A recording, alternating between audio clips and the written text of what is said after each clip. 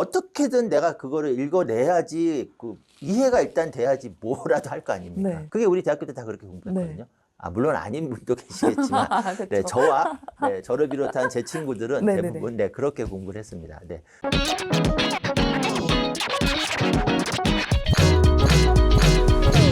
요게 진행되는 그 상황에서도 교과 네. 공부는 진행이 되잖아요. 네. 근데 아이가 아직 문해력이 키워지지 않았으니까 네. 스스로 이해하기 어려운데 네. 이럴 때는 부모님이 좀 설명을 해줘야 되는 걸까요? 해줘야 되죠. 네. 그건 어쩔 수 없죠. 그건 어쩔 수 없구나. 네, 어쩔 수 없죠. 해줘야 되는 거죠. 네. 초등학교 3학년 아이인데 똑같이 초등학교 3학년 수학 공부를 한다. 그 네. 문해력이 어떻게 되냐면 문해력이 좋은 아이는 교과서든 문제집들이든 상관없어요. 그 앞쪽에 있는 개념 설명을 읽고 네. 자기가 이해를 할 거예요. 아, 분수가 뭐구나. 그러면은 이제 개념 이해하는 데 시간이 오래 안 걸리죠. 근데 반대의 아이는 읽었는데 뭔 소리인지 모르겠어요. 네. 그러면은 이해를 시켜주고 거기서 내가 이해를 시켜줬다고 해서 걔가 완벽하게 아느냐? 절대 그렇지 않습니다. 네, 걔는 한 3번에서 5번 정도를 더 해야 돼요. 예를 들어서 네. 분수를 이해를 시켜줬다면 그 다음에 예를 들어서 뭐 3분의 1, 뭐 4분의 1 이런 것들을 주고 네. 자, 요건 얼만큼이야? 또 물어봐요. 그럼 아이가 이거 앞에서 이해를 했으니까 그걸 그리겠죠. 3분의 1이면 요 3개 조각 낸 것 중에 한 조각이네 이런 식으로 하겠죠. 네. 자, 그거 했잖아요. 네. 그러면 우리 애가 알았네? 아닙니다. 아니에요? 다시 또 물어봐야 돼요. 그래서 분수가 뭔데? 아. 네, 그러면은 한 반 정도 얘기할까 말까 할 거예요. 이게 문해력이 안 좋은 아이인 거예요. 네. 그러니까 그 과정을 한 3번, 4번 반복해서 해야 돼요. 네. 그럼 이런 기본적인 개념들을 딱 물어봤을 때 무엇인지 설명할 수 있을 정도가 되는 게 목표겠네요. 그렇죠. 그게 최종 목표죠. 네. 근데 여기서 또 오해하시면 안 되는 게 설명을 한다는 게 네. 교과서나 문제집에 있는 개념 설명 문장을 그대로 말을 하는 게 설명하는 게 아니에요. 그쵸, 네. 네, 그게 아니라 예를 들어서 설명을 해줄 수 있으면 돼요. 예를 들어서 제가 자주 예를 드는 게 약수의 개념이거든요. 네. 어떤 수를 나누어 떨어지게 하는 수를 그 수의 약수라고 합니다. 네. 요게 약수의 개념이에요. 그러면은 아이가 그 약수라는 수학 용어 어휘의 개념을 아는지 모르는지를 판단을 할 때 방금 말한 그 문장을 그대로 얘기를 해야지 아는 거다. 이게 아니라 네. 약수가 뭐냐면 그러니까 이제 나누는 거야. 나눠서 떨어지는 거야. 그러니까 뭐냐면 그럴 때 예를 들어. 네. 네. 그러니까 봐봐. 예를 들어서 6이 있잖아. 6인데 6은 1로 나눠진단 말이야. 그 다음에 2로도 이렇게 2 하면은 나머지가 0이잖아. 그러니까 2로도 나눠서 떨어지잖아. 0이잖아. 그러니까 2도 약세. 이런 식으로 하면 아는 거예요. 네. 저를 설명해 줄 수 있다면? 네, 예를 들어서 예에 적용을 해서 설명을 할 수 있다면 그거는 그 개념을 알고 있는 겁니다. 이제 무슨 개념인지 확실히 알겠네요. 네네. 지금까지 얘기해 주신 걸 종합을 해보면 첫 번째 비밀은 문해력인 것 같은데요. 네. 그럼 두 번째 비밀은 무엇이 있을까요? 그 다음이 이제 습관이죠. 습관. 네네. 네. 대부분의 우리 부모님들은 다 자기주도 방식으로 공부를 해보셨어요. 언제 했냐면 대학생 때 하셨어요. 네, 대학교 딱 들어가잖아요. 네, 교수님들이 그다지 친절하게 강의 안 하시거든요. 그쵸. 네, 근데 시험은 이제 딱 오잖아요. 과외가 있습니까? 뭐 그때 당시에 무슨 뭐 동영상이 있었습니까? 그럼 뭡니까? 하필 또 원서예요. 또 영어는 안 돼요. 네. 그럼 어떡하죠? 사전 찾아가면서 이제. 사전 찾으셨어요? 저는 번역본 빌려가지고 어디 가죠? 복사집 가죠.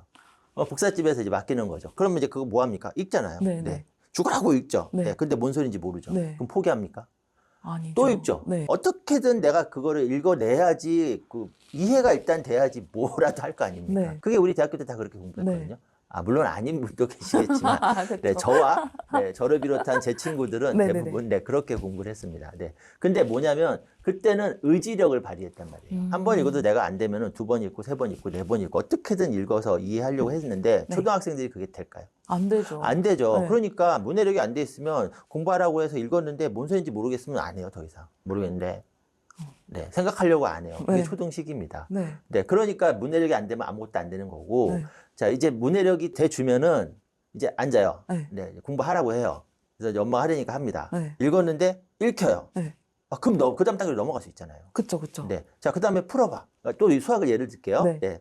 개념을 읽었어요. 분수 어쩌고 저쩌고 읽었는데, 읽으니까 분수가 뭔지 알겠어요. 자, 그 다음에 옆에 문제 풀으래요. 다음 중에서 분수인 것과 분수가 아닌 것을 뭐 고르래요. 네. 네. 3분의 1, 분수네?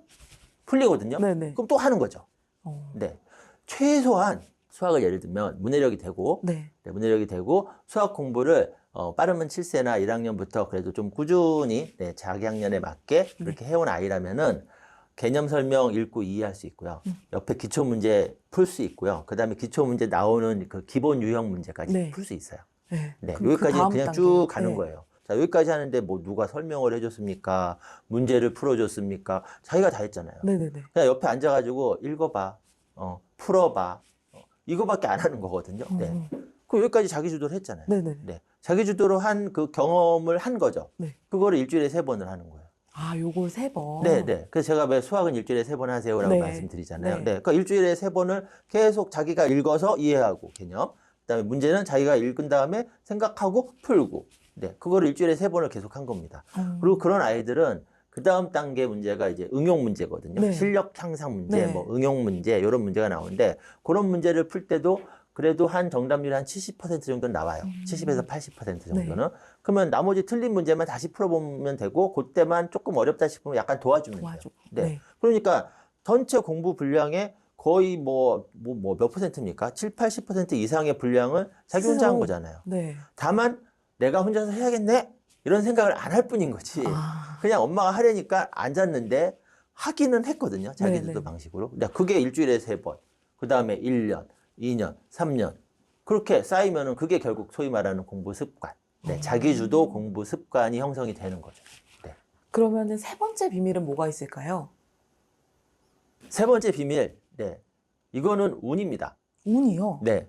이거는 우리나라의 교육 환경에 의한 거거든요. 그러니까 우리나라 교육 환경이 그 남자아이들한테 불리해요. 네. 차분해야 되고, 네. 그다음에 정리정돈 잘해야 되고, 맞아요. 그리고 제가 이제 기회가 되면은 앞으로 이제 적용되는 2028, 네. 2028년 대입 개편안, 네, 이제 말씀드릴 건데, 네. 거기서 또 강조하는 게 서술형, 논술형 강화입니다. 네. 그러니까 이제 차분하게 앉아서 논리적으로 생각해서 조곤조곤 글을 잘 쓰는 아이들이 유리해요. 네. 어떤 막 아이디어를 막 내고, 네. 네, 아주 독특한 어떤 뭐 발상의 전환 막 이런 걸 해갖고 막 이런 시도를 하고 막 그러다 사고도 치고 이런 애들은 선생님이 힘들어 하실 수밖에 없어요. 왜냐하면은 빨리 진도 나가야 되니까. 우리 그쵸, 선생님들이 그쵸. 잘못된 게 아니라 네. 과목별 진도 막 나가야 되고, 그다음에 그 성취도 올려야 되고, 그다음에 평가해야 되고 하실 일이 많단 말이에요. 네. 네. 그런데 진짜 막 발상의 전환 막 툭툭 튀는, 네. 그런데 얘가 그러면 공부를 못하는 애인가요? 그건 아니죠. 네. 네. 그냥 우리나라 교육 환경하고 좀 다른 장점을 갖고 있는 아이일 뿐인 거예요. 근데 네. 얘는 이제 눌리는 거죠. 그렇잖아요. 네. 네. 네. 그러니까 이제 옳고 그러면 이제 또 얘기하면 너무 길어지니까. 네, 네, 네. 네. 그래서 우리나라 교육 환경에 적합한 잘 맞는 성향, 타고남. 네. 네. 그 아이들이 이제 우리나라 환경에 자기주도 학습 능력을 기르는데 유리하죠. 네. 그 세 가지로 말씀드릴 수 있습니다. 정리하면은 자기주도 학습 습관을 기르려면 1번 문해력이 중요하고 문해력. 그 다음에는 네. 문해력이 쌓인 상태에서 주 3회 정도 네, 수학. 꾸준히 예를 수학을 들면, 공부를 하면 네네. 좋고 주 3회 정도 수학 공부를 통해서 네. 자기주도 방식의 공부 습관을 들이는 거예요. 습관을 들이면 좋고 네. 3번째로는 운을 운입니다. 맡겨라 이거군요. 네. 근데 어쨌든 확실한 건 문해력을 꼭 키워야 된다는 생각이 정말 드네요. 제가 거품 물고 얘기하고 네. 다니는 게 그겁니다. 문해력. 2년 정도 보고 네, 네. 꾸준히. 최소 2년. 최소 2년. 네. 먼 길일 것 같은데요. 아이들에게 공부해라 잔소리하면서 지친 엄마들 많으시죠?